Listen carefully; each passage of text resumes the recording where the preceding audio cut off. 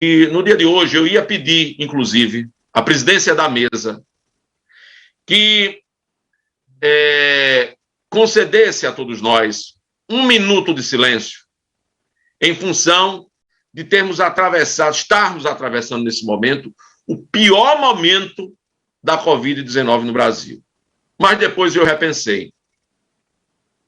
Acho que o momento não pede a nós silêncio. Pelo contrário, pede a nós que continuemos denunciando essa realidade, falando sobre ela, analisando essa realidade e exigindo providências e, claro, contribuindo para que essas providências sejam tomadas e nós possamos superar esse momento trágico da história sanitária do nosso país, presidente. As mortes por Covid-19 no mundo caíram 6%. No Brasil, as mortes cresceram 11%. Há 41 dias, presidente, que a média que nós temos de mortos por dia no Brasil está acima de 1.000 pessoas. 1.000 é número, mas 1.000 pessoas são 1.000 vidas, são 1.000 chefes de família, são 1.000 filhos, são 1.000 avós, enfim, são seres humanos. Isso tem que nos chocar e não nos permite fazer silêncio. Como, aliás, preferiu fazer ontem o presidente da República, que tinha convocado uma fala nacional e depois não a fez. A nação espera uma fala que venha no caminho de ajudar a superar esse momento trágico, presidente. São 1.726 mortos em 24 horas. No pior dia que o Brasil enfrentou de Covid. Isso significa que morre mais uma pessoa a cada 50 segundos. Uma pessoa a cada 50 segundos. É mais de um morto por minuto. Isso tem que nos apavorar. Isso tem que ser o tempo inteiro cobrado para que nós possamos ter medidas que enfrentem esse cenário. Eu repito, claro que a pandemia ela não é uma responsabilidade de um governo. Nós todos sabemos disso. Mas por que é que no resto do mundo está caindo e aqui no Brasil cresce? Por que é que nós estamos assumindo a liderança de mortos no país? Que liderança trágica. Que liderança triste. Semana passada, eu denunciava aqui a morte de 250 mil brasileiros e brasileiras por causa da Covid. Hoje, o número já são os dados contabilizados até ontem, de 257.562 mortos.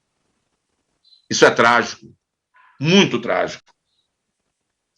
Os meios de comunicação internacionais já denunciam o Brasil como um perigo mundial.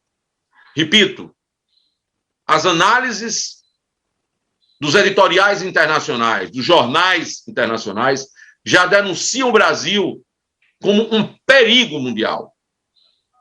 Por exemplo, o The Guardian recentemente publicou que o Brasil se transforma numa ameaça mundial para o controle da pandemia. Vou repetir o que o jornal denuncia. O Brasil se transforma numa ameaça mundial para o controle da pandemia. Porque, inclusive, aqui, novas cepas do vírus mais letais estão surgindo. É um perigo mundial. E nós precisamos enfrentar isso.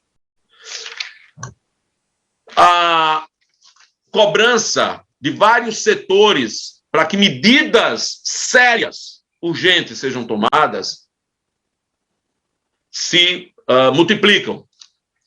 Eu tenho aqui em mãos a carta dos secretários estaduais de saúde, uma carta que eles publicaram à Nação. Ela é datada do dia 1º de março de 2021, deste ano, portanto. Essa carta, ela denuncia que vivemos o pior momento da pandemia. Ela denuncia a ausência de uma condução nacional unificada e coerente. Ela alerta para a circulação de novas cepas do vírus. Ela responsabiliza a suspensão do auxílio emergencial pelo agravamento da crise social. Ela adverte para o fato de que esse quadro não se reverterá no curto prazo dada a baixa cobertura vacinal e a lentidão na oferta de vacinas. Mais do que isso, presidente, a carta, de forma didática, apresenta um conjunto de medidas que o Conselho Nacional de Secretários de Saúde propõe para a superação deste cenário e defende um pacto nacional pela vida. Nós precisamos ouvir as vozes de quem está lidando com isso. Aqui em Sergipe, acredito que a secretária de Saúde deve ser signatária desta carta. Nós precisamos ser coerentes com as medidas que estão sendo propostas. Ontem eu falei aqui da nota pública do Sindimed. Falei aqui do ofício que o Ministério Público Federal, conjuntamente com o Ministério Público Estadual de Sergipe, encaminharam para o governador do estado. Todos numa linha de analisar o cenário e exigir medidas concretas. Há já uma movimentação nacional em torno da tomada dessas medidas. O momento é duro, presidente. Ele não nos permite o silêncio. Ele exige de nós seriedade, compromisso e medidas efetivas. É claro que cada qual no seu nível de responsabilidade. Cada qual no seu nível de responsabilidade. A sociedade tem um papel a cumprir nesse momento duro e difícil. Nós não podemos retirar a responsabilidade que tem a sociedade no enfrentamento a essa situação. Mas tem uma parcela fundamental da política de enfrentamento a esse momento que depende das políticas oficiais, portanto, dos governos que foram eleitos para administrar esse momento.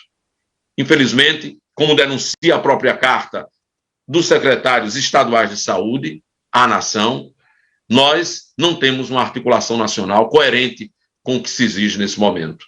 Mas os prefeitos, os governadores, precisam se articular, cobrar essa ação e propor medidas que nós possamos adotar para enfrentar isso. Chega de chorarmos tantos mortos. Muitos, todo dia. Eu mesmo, presidente, estou fazendo esse depoimento, estou fazendo esse pronunciamento, porque tenho diariamente sido noticiado de mortes de pessoas um pouco mais distantes, outras um pouco mais próximas, por conta dessa situação. O quadro é muito sério e nós precisamos superá-lo. Obrigado, presidente. Obrigado a todos que nos acompanham e que nós possamos viver dias melhores.